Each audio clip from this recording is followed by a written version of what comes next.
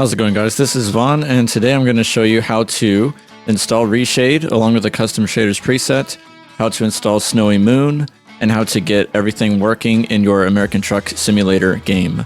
All of the plugins that I show you how to use in this video are absolutely free, so anybody can do this as long as you have a decent computer to render the graphics. And the same steps will work for Euro Truck Simulator 2 as well, as long as you put those files in the right bin folder, which I will explain in just a minute. So let's begin.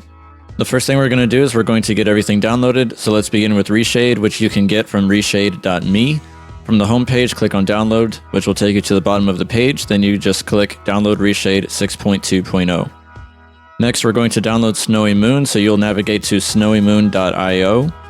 Click on Euro American Truck Simulator. Get the latest version, version 10. Click both links, the 10.2.11 link, as well as the dlss.dll link. This will download 2 zip files. Each will have the corresponding files that you click on. The next step you can do, which I have already done on my end, is to download the UHG Reshade 2023 ats.rar file. I'll have a link to that in the description. Then you will have everything pretty much where it needs to be in your downloads folder. Now we will just begin unarchiving each one. We'll start with the DLSS file for Snowymoon. You can right click, open with, or you can do extract all and extract to the preset location. It will just create a folder within the same downloads folder. Do the same thing for the TAA file for Snowymoon. And then with Reshade, since it is a .rar file, you can open it with WinRAR. And then you can extract to. It will preset the same way. And close that. Now you have 3 folders with the unarchived information. Now, in my experience, this works best if you do everything in this order. So what we're going to do is we're going to install Reshade, which we will just double click the executable. We will select the game that we want to edit, in this case, ATS. We'll click on Next, select DirectX 10, 11, 12. Now you can install any of these other auxiliary effect packs, but for the sake of this tutorial, we are only going to uncheck this in order to just give us the standard effects. And then we're going to point to this UHG Reshade file so that it will install that. So we are going to browse. We're going to go to our desktop, to downloads, the Reshade folder, and point to this .ini file and click open.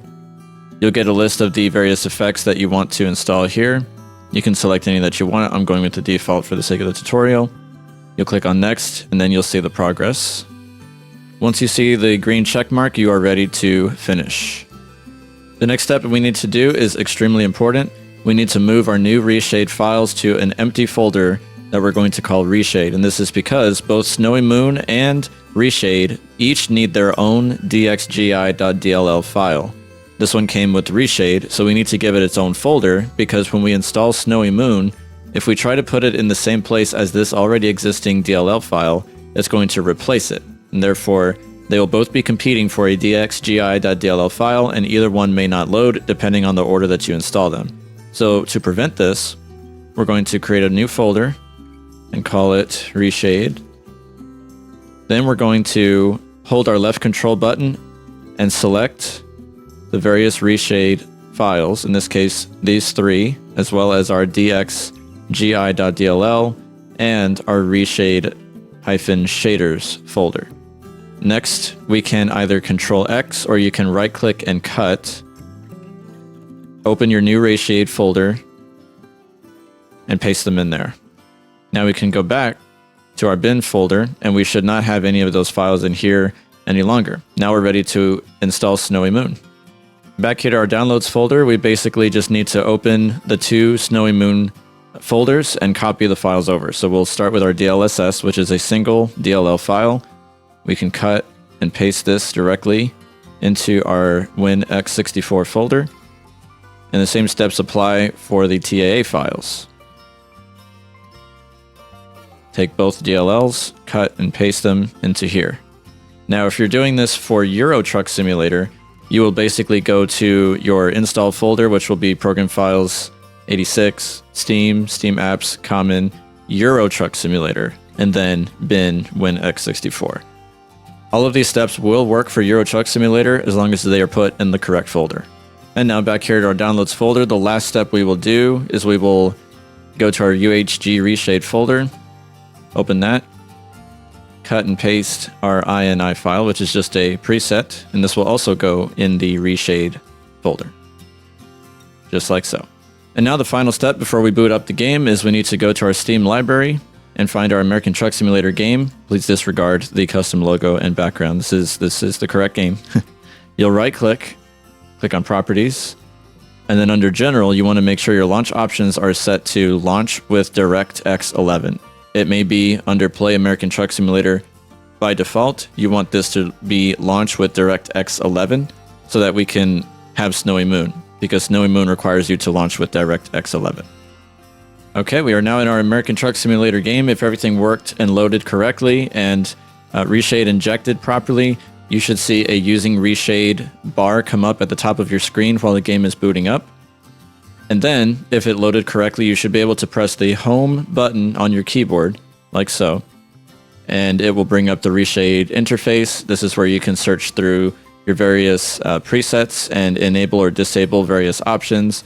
I've got a preset already where I'm just utilizing a couple of options for coloring and bloom and lens flares.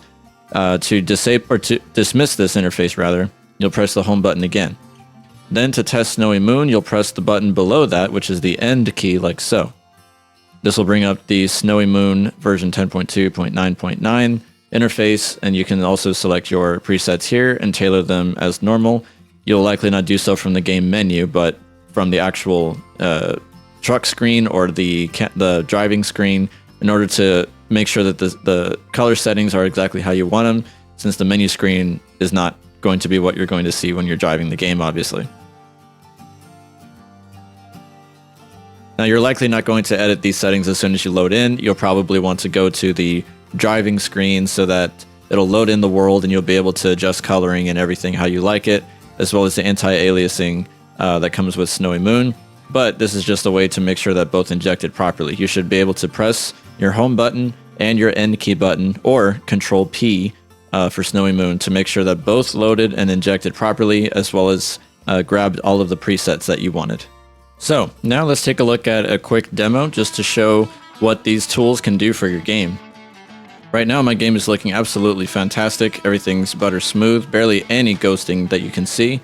So if I were to press my End key to bring up Snowymoon, and I were to completely disable it, look at the drastic difference. Everything is, there's some ghosting seen, especially around the grill of the truck with it loading all of the polygons that make up the truck model. So when I enable it back, everything clears up nice. Now let's look at our Reshade. If we click the Home key, if I were to go in and simply disable the Technicolor, you'll see the colors change. They're a little bit more bold. I like it a little bit more neutral colors. Bloom also, you may not see any difference from this particular angle, but from within the truck, inside the cab, you will see, or we could also turn some other ones on, like Magic Bloom. You see that. If I were to do the Technicolor above that, it gives you kind of a film type look. So you can play around with all of these presets, adjust these bars as you like. Whoa, that's a little drastic. May not want to go that far. This gives you a nice little, like, kind of classic film type of look, which I don't mind, actually. We can disable that for now. You can also adjust your vibrance if you like. All of these have different parameters and different bars, so you can see the color intensity going up and down as I slide the bars up and down. And then to basically save this preset, you can click on the Save button, or if you want to create a new one, you can click the plus sign up here. Select the template that it's coming from. In this case, this one is coming from, I believe it's... This one is possibly JBX presets. But regardless, you can grab from any one of these and then name it. This one's named Vaughn for myself. Makes a .ini file, which is your preset file. Very neat tools. I'm going to go ahead and press Home to dismiss that interface. But you can definitely see how this would add to your game. Let's go ahead and hop into the cab and see how things look from there. I think things look pretty good, and you can definitely see the bloom coming in there because the sun is out and it's definitely bright reflecting off of the whiteness of that truck, but not from the red truck on the other side. So I think the colors and the bloom are pretty accurate here. And of course we can see the dashboard is very sharp and very clear, but no ghosting or aliasing going on. And then I'll just wiggle my wheel a little bit since I'm not in the driving position. I can't drive us around just yet. You'll see that in an upcoming video. But I can wiggle my wheel around to show you the frames are nice and smooth from inside. I'm getting 60 FPS easily inside this cab. So everything looks pretty good. This is, of course, basically just to show you how it influences the image when you have both of your tools enabled. And thanks to Snowymoon, I've also got some motion blur going on, which you can tell whenever I do this. Kind of gives a little bit of a realism to it, which I really dig. So yeah, hopefully you enjoyed this demo and this tutorial. That's basically all that I had to show you there. Everything works pretty smooth if you follow it in that order, but of course feel free to deviate from these steps if you have an easier, better way. Definitely let me know. I'm always curious about different ways to do things, and I appreciate when you leave feedback for other commenters, other viewers as well. It's always edifying for others to see how, to learn from each other. So please do so. I encourage you to do that. And let me know if this tutorial proved helpful for you and how you're enjoying the game now. So again, thanks for joining me on this tutorial. We will catch you in the next one. Everybody be safe and have a good one.